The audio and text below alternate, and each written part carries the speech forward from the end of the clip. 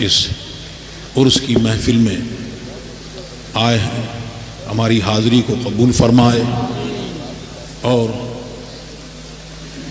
ہم سب کو مسلک اہل سنت والجماعت پر، جس کو پہچان کے لیے مسلک اعلیٰ حضرت کہا جاتا ہے، اس پر قائم رکھے، آمین۔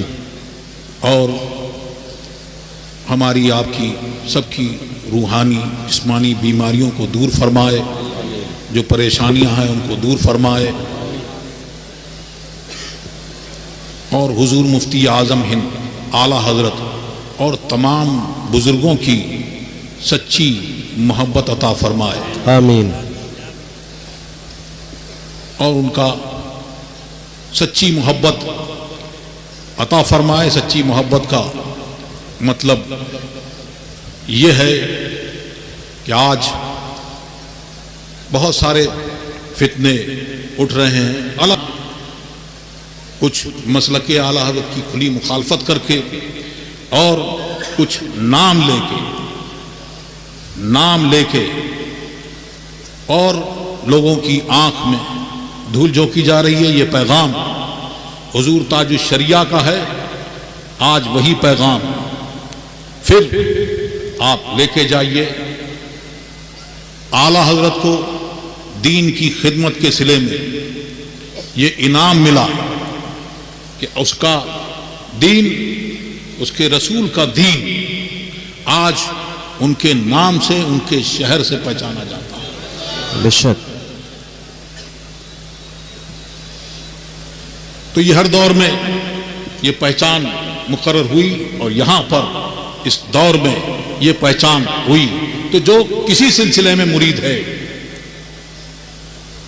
چاہے وہ رضوی ہو، اشرفی ہو، کوئی ہو، مسلکن جو ہے وہ رضوی ہے، بے شک۔ اور اتحاد کے نام پر یہ دھوکہ دیا جا رہا ہے۔ کبھی بھی اشرفی رضوی اختلاف تھا ہی نہیں۔ بے شک، سبحان اللہ۔ یہ اختلاف ان لوگوں سے ہے،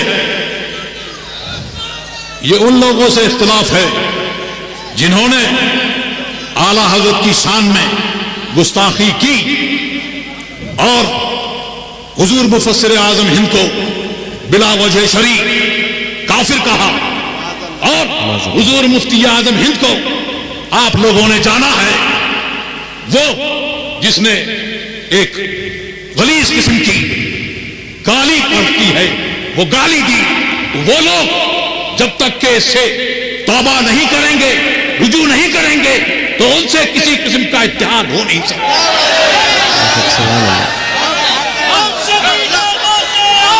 مفتی اعظم، مفتی اعظم، ہم شبیہ غوث اعظم کون ہیں؟ ہم شبیہ، میں نعرہ لگاتا ہوں، ہم شبیہ غوث اعظم، مفتی اعظم، مفتی اعظم۔ بہت 60 میں حضور مفتی اعظم ہند نے فرمایا، مجھے اپنی الفت میں ایسا، مجھے اپنی الفت میں تو ایسا بنا دے کہ میں خود کہہ اٹھوں نام غوث اعظم۔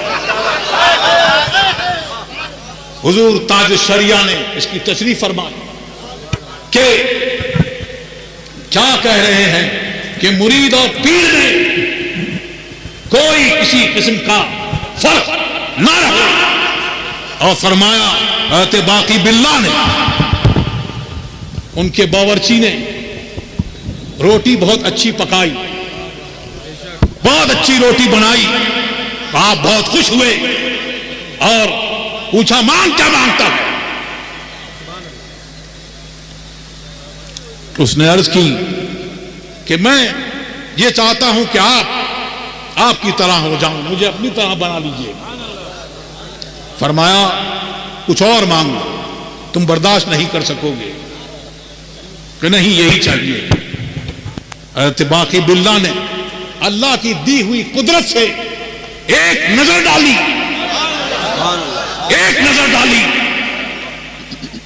تو دونوں میں کوئی فرق نہیں رہا.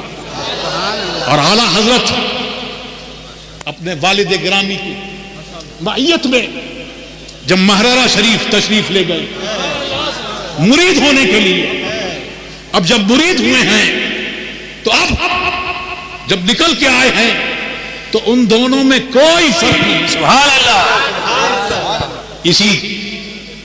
اسی کو حضور مفتی اعظم ہند نے مانگا اور ان کو غوث اعظم کی بارگاہ سے وہ انعام ملا کہ مجھے اپنی الفت میں ایسا گما دیں میں اپنے وجود کو بھول جاؤں. اب میں کہہ اٹھوں کہ میں غوث اعظم. سبحان اللہ. ہم سبھی ہیں غوث اعظم. مفتی اعظم مفتی اعظم مفتی اعظم مفتی اعظم تاج الشریعہ تاج الشریعہ. یہ گالی دینے والے سن لیں، یہاں گالیاں نہیں دی جاتی. میں صرف اتنا کہوں گا کہ ہمارے ہاں ایسا ہوتا ہے جی. لوٹ کے میں یہ نہیں کہوں گا جو تم نے کہا، بس مجھے اتنا ہی کہنا ہے. اور دھینگا مشتی یہ، ارے تم کسی کے ساتھ جاؤ بیٹھو کچھ کرو، لیکن میرا لیٹر پیڈ دو زندہ باد جھوٹے جھوٹے پھیلائے گئے، یہ شرعی جرم بھی ہے اور قانوناً بھی جرم ہے. اللہ تبارک و تعالی ہمیں حضور مفتی اعظم ہند کی سچی محبت عطا فرمائے. آمین آمین. اور جب سچی محبت ہوگی تو یاد رکھیں کیا ہے، سرکار کی سچی محبت ہوگی تو سرکار کے غلاموں سے سچی محبت ہوگی، صحابہ کی سچی محبت ہوگی. اب صحابہ کرام سے محبت ہوگی تو ان کا بغض رکھنے والا اس دل میں نہیں آئے گا. اہل بیت کرام کی محبت ہوگی تو پھر خارجی ناس بھی اس دل میں جگہ نہیں پائے گا. اسی طرح سے اعلیٰ حضرت سے، حجت الاسلام سے، حضور مفتی اعظم ہند سے سچی محبت ہوگی تو ان کا حاسد، ان کو گالیاں دینے والا اس دل میں جگہ نہیں پائے گا. تو محبت کا دعویٰ منہ سے بہت ہوتا ہے، منہ پر نہیں، کبھی کبھی دکھانا بھی پڑتا ہے، سبحان اللہ. جتانا بھی پڑتا ہے. اور وہ محبت جتانے سے کیا، آدمی جتاتے بہت ہیں، کبھی کبھی عمل سے پتہ چل جاتا ہے، ہوتا ہے یہ کیا ہو رہا ہے، یہ کیسا ہو رہا ہے. لیکن ہے یہ کہ اللہ تبارک و تعالی گستاخوں کو چھپنے نہیں دیتا کہ گستاخ چھپا لے، ولیوں کا گستاخ چھپ جائے، ایسا ہوتا نہیں.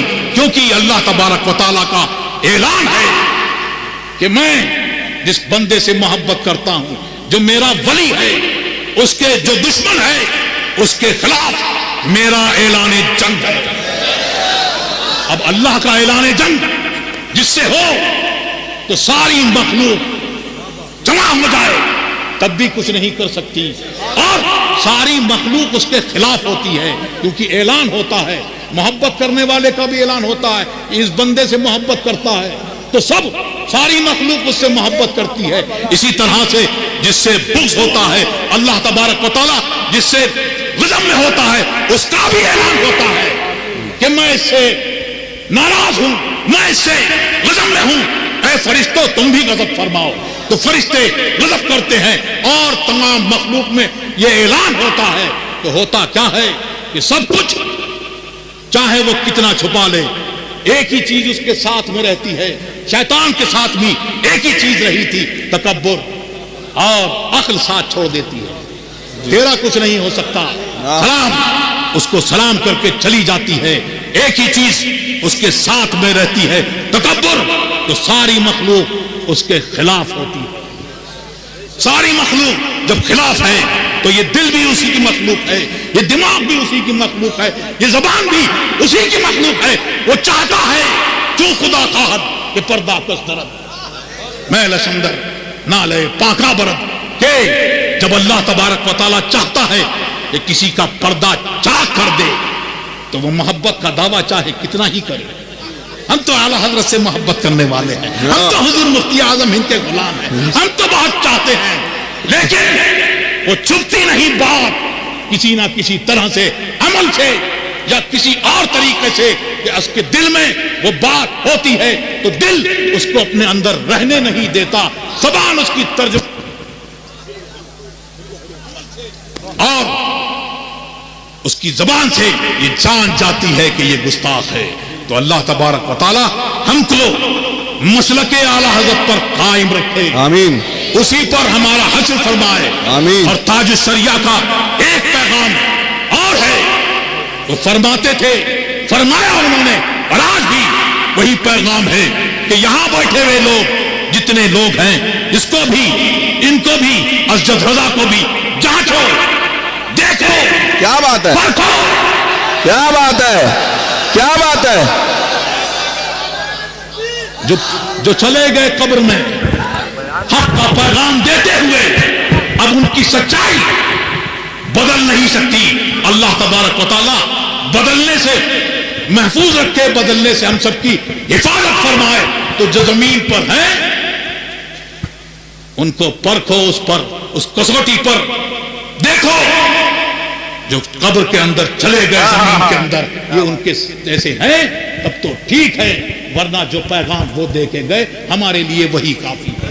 تیرے غلاموں کا نقش قدم ہے راہ خدا, وہ کیا بہک سکے جو یہ سراغ.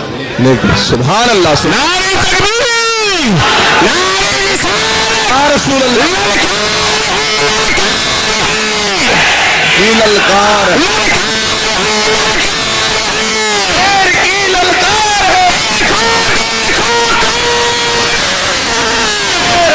شیر آیا,